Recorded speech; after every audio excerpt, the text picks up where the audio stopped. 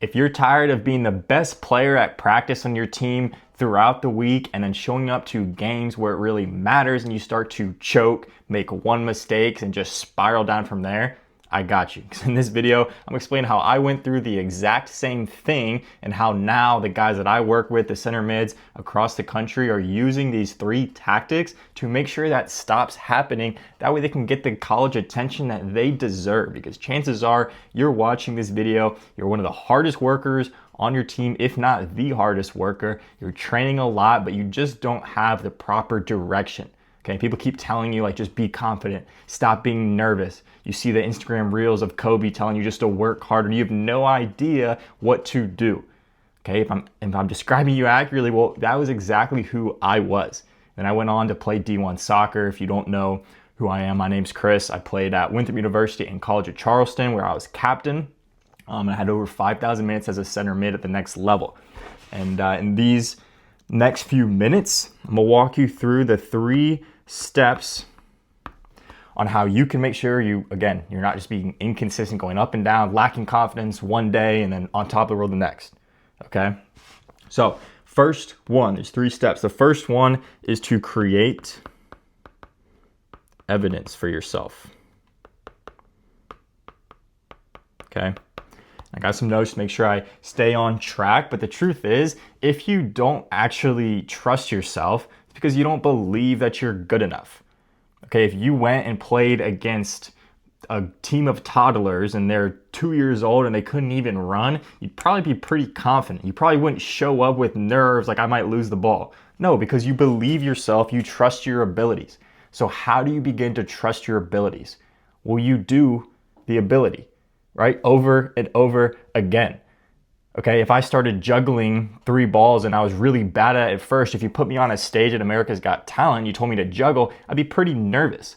Okay, but if I practiced juggling for 20 years and I could do it with my eyes closed when I was half asleep or just with my left hand only, and then you put me on the stage and said for me to do it, well, it's fine. It's like telling me to go on the stage and walk. Like, I know how to walk, right? So it comes from the evidence that you have for yourself. So how do you create evidence? How do you do that? Well, it comes from the way you train. Like I said, it comes from the way you train. So if you're not training with game realistic situations, if you're a center mid and you want to hit the long ball, but every time you hit the long ball, you shank it because it's like a high pressure pass, what should you be doing in training that week? Probably hitting the long ball. Okay, and if you don't know how to structure your week and make sure you're training the proper way, I have a lot of videos on that because that's probably the most important thing. Confidence, like, I can't make you more confident if you just aren't nearly good enough in the situations that matter. That's just the truth. Okay, there's 2 types of confidence that people struggle with. The first is just the fact that they don't have the belief, like they don't believe the facts that they see. Like, they know they see that they're a good player, but something's just holding them back from believing it. The other side of confidence is they literally just aren't good enough. And so like they're trying to fake believe like they're good enough. That's just not going to work. Okay, and I'll touch on both of those later. But the first thing is you need to have a training plan. You need to have a development plan that ensures that you're going to give yourself the proper evidence. And then when you do go in like to practice and you hit those 10 diags or those 10 like break lines pass during your training session when you do it alone, well, you need to remember that. You need to hold on to that. And then you need to replicate that in the games. Okay, you got to get rid of this like gray area gap between your training and the games. I remember back in high school, and even some in college, like I would train a lot on these certain moves as a 6. I started playing 6 later on my college career. I would drop down hard, receive the ball from my center back, and beat the 9. And I did that over and over and over again. And then I would get in game and that situation would happen. I would check my shoulder, I would drop down, I'd receive the pass the exact same way, but I wouldn't like remember that I trained that situation, and I would just go back to my old habits of just playing backwards. You know what I mean? So when you do start to build evidence, when you do start to score goals after training, when you do start to see improvements in your technique, hold on to that. Like literally hold on to that, celebrate your wins, and remind yourself, okay, I'm starting to build evidence. Okay, but to be honest, if you don't have the proper training plan, that's not possible. Okay, so you do need to watch my other videos, and figure that out if you haven't already. Most guys just look up TikTok or they may have ChatGPT make them a 7-day plan. And that's why most guys will never go D1. In fact, the chances of going D1 are like 1%. And the chances of either being on the bench and like just being on the team, that's pretty small. the chances of you playing are even smaller. The chances of you starting at some point during your D1 career is even smaller. Okay, because keep in mind, you're not just competing against the kids on your team. You're competing against high-level talent from across the country, and then ex-pros who are going to be like 23 years old coming from Europe that are going to take your scholarship, and then transfers who already proved themselves at that level. Okay, so if you're not improving at an extremely fast rate, you're just going to be falling behind. Okay, so you need a proper training plan so you can create evidence for yourself. The second thing that you need to do is stop labeling. Okay, there's a great book. I always have the guys in my program. It always comes up, and I recommend that they read it. It's just called there's like a chapter in the book. It talks about non-judgmental learning. Okay, and I'll tell you a story, and this probably resonates with you because if you're watching this video, you're most likely similar to how I was. But I would do a drill, and I'd be on say we're doing like a shooting drill. Maybe I was like in high school doing a shooting drill. I'd get the ball, do the 1v1, shoot, it would go in, bang. I'd be like on top of the world, especially if it was like with other guys around me. I was like, oh, you saw that? Like I scored, right? On top of the world, confidence is high. Then I get the ball, miss it. What do I say to myself? I don't know, like something bad. Like, oh, that was terrible. Or, oh, like after 2 or 3 in a row of missing that shot, I'm like, oh, I'm just choking. Like I just can't shoot. Okay, I'm saying these words out loud that maybe just like they mean light, like they're lighthearted coming out of your mouth. You're just, because you know that you're not like the worst player in the world, but you say it out loud, right? You know that like that shot wasn't like awful, like terrible. You just missed it. But when you say it, when you say those things out loud, you're labeling things as either good or bad. And this carries over to every single thing that you're doing, right? If you label everything as good or bad, then that means that you're always depending on an outcome. The most important thing that you can take away from this video is probably something that you've already heard before, but you need to be reminded more than you need to be taught. It's process over outcome. So if anything in your emotional state or your ability to play, your ability to deal with mistakes, for example, if any of that relies on your outcomes, then you're not going to make it to the next level. Because keep in mind, you're not going to have just one bad day in your career. You're going to have more bad days. You're going to have good days as well. But the more you attach to those, the more you get this up and down cycle. And that's how you end up playing well in training, feeling on top of the world, and having one mistake and then not playing well in games, not having that confidence in games. Okay, so your confidence can come from your relationship with your mistakes and your ability to go about learning and understand the learning process as non-judgmental. Okay, so you need to eliminate the word like bad. You need to eliminate the word terrible from your vocabulary, not in like just some stereotypical like self-love type way. Like literally you just attaching out things like emotions to outcome is bringing you down. Same thing goes for when things are good.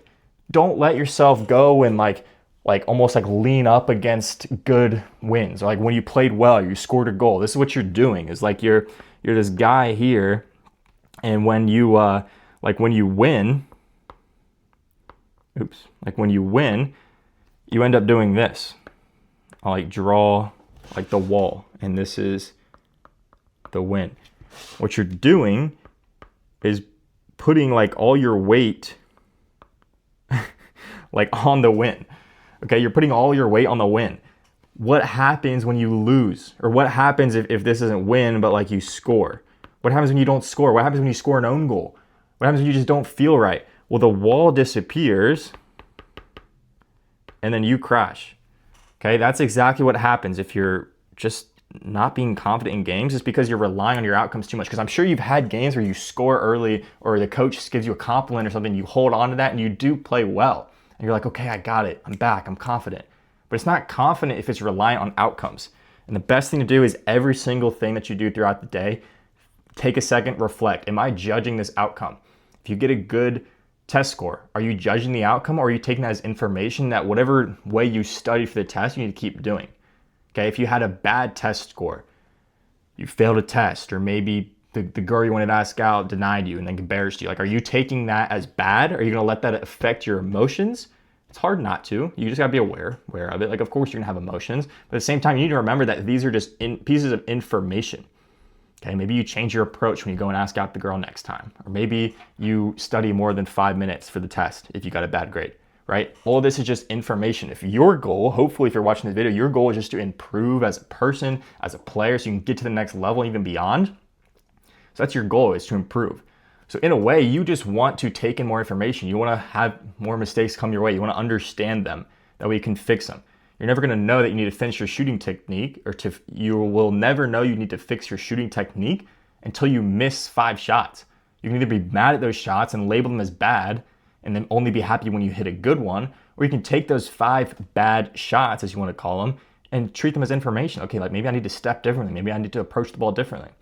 Okay, and that all comes with the proper feedback and, again, having somebody help you out on that end of things. So the third thing is to just recover. Okay, this goes hand in hand with labeling things as good as bad. You can label your mentality as well. It's not just like a shot you take or a time you give away the ball during games that is an opportunity for you to label things and hurt yourself, right? We want to be non-judgmental. We want to treat things as just information, as data, that way we can adapt our training to improve them. But back to this, you can do the same thing with your mentality. I've had guys in the program, and like we have like a talk, we hop on a Zoom, and they walk away from the Zoom and they log off and they feel really good because they're like, okay, we just addressed everything that was going on with his mentality. He had a bad game, he had a bad ID camp, whatever it may have been. We addressed it, gave him some actionable steps, and he walked away. Okay? But that feeling isn't gonna last forever. Like you're going to have a bad moment again. Okay? Just like we talked about the wall, like you're gonna have a moment where it goes against you. I just said bad. Hopefully I don't sound like a hypocrite there. But you're gonna have a moment that goes against you as an opportunity for growth. Let's call it that. Okay? Your job is to recover. Okay? So bad mentality, we don't want to say bad, but a weaker mentality that you need to work on, what's gonna happen? Well, let's call it like pain or something against you happen. We'll call it like a frowny face, right? And then your time to like normal, let's call it like your normal happy self. Okay, this is like example 1. This is player 1. Player 2 goes like this. Something terrible happens to him. He scores 3 own goals in his game, and then he's normal. Okay.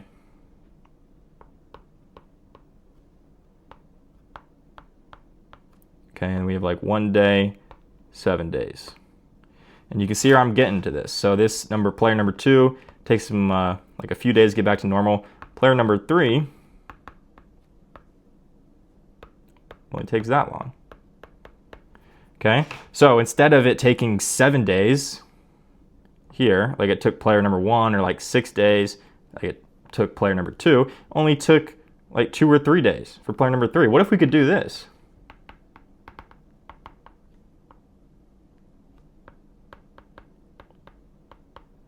Oops, I didn't realize I did a frowny face. Okay, what if we could do this? What if we could just be back in a few hours? Okay, we want to be more like towards the bottom here, where we're recovering from pain, we're recovering from an own goal, recovering from getting cut from our team, or the girl denying us when we ask her out. We want to be on the quicker side of that. Keep in mind, like, I'm not gonna fake and act like you like need to be this just insane, he's just superhuman, and like as soon as you score an own goal, or as soon as your coach subs you out, you're just like smiling on the bench. Like, no, that's fake. That means you don't care about the game. Okay, if you really care and you want to get to the next level, you're going to have emotional reaction. That's okay. But you need to redefine and not label your mentality. You don't want to label your mentality as like, like I'm feeling down again. I'm lacking confidence again. You don't want to label your mentality that way. You just want to be like, okay, how can I get back a little bit quicker this time? Right now, it might take you a month to recover from a bad game. You're like, oh, remember when I did that thing? And everyone else around you's like, what are you talking about? That was like a month ago. Okay, sound like you? That was me. But like, it might take you a month to get over something. We just want to get that to 29 days the next time. And eventually you're going to get to 14 days. Eventually you're going to get to 2 days. This obviously depends on like the severity of what happened to you. Like if you just missed a shot in training, we do want that to be a shorter gap, but we don't expect it to be perfect. Okay, so you can't be judgmental. You can't be judgmental and say, oh, I was super confident today, so that's good, like amazing. And you can't be, oh, like I got a little bit nervous in training and I went back to my old ways and like, it was just terrible. It was just awful. Don't label your mentality that way. Can't do that. You cannot do that and expect to play well in games. Okay, this is much more honestly, than like soccer in a way. That's how you stay alive, as in like you keep progressing and making improvements each day. Okay, so you gotta reframe. I guess like my point is, you gotta reframe what a strong mentality means to you. Right now, if it takes you 3 hours to recover from something going against you, just try to make that 2 hours. And remind yourself, like, it's okay. Like, I'm going to have a rough moment, like when I get subbed out, I embarrass myself. Of course, I'm gonna have a rough few hours, maybe a day. That's okay. We just want to minimize that time and get a little bit better each time. And every time something goes against you, this is a chance for you to practice that skill. Because when you get to the college level, you're going to have some rough moments. You're going to show up there, not be as good as you thought you were, and then maybe the coach doesn't treat you like the A player you are in high school. You know, you're going to go through those moments. You be prepared for that. It's not a bad thing. It's not like, oh, you're going to be a bad player. Like, I'm not saying that. But you have to prepare. You're gonna have injuries. You're gonna be sick. You're gonna just lack motivation. Things happen, but you can't be up and down. You can't judge the way you feel, and you can't let yourself be on this upper end of the spectrum where you take 7 days to recover. Okay, you just gotta get that short each time. And the way to kind of help stop this at the beginning is to give yourself evidence by having a proper training plan. That's what we talked about. So we got evidence, stop, labeling, and recover. Is those three. Okay. If this helped you and you want like me to help you specifically and work one-on-one with you to make sure we get this mentality back, saying like maybe it's something you struggle with if you clicked on this video, most of the time the mental game is like 85% of the game. Most players work on it 5% of the time. That's why most players never go D1. That's why most players will never even touch the field in college soccer. And that's okay. I don't want you to be that guy. So if you want to work with me one-on-one, you can apply. First link in the description of this video. See if you'd be a good fit for the community. I take it seriously, so I'm not just going to let someone in that just wants the free cone drills or the cheat codes to getting a scholarship or whatever. Like, that's not what we do here. Okay, we actually get better. Okay, so if that's something you want to have the best season of your career, work with me one-on-one, then you can apply there, and I'll talk to you soon.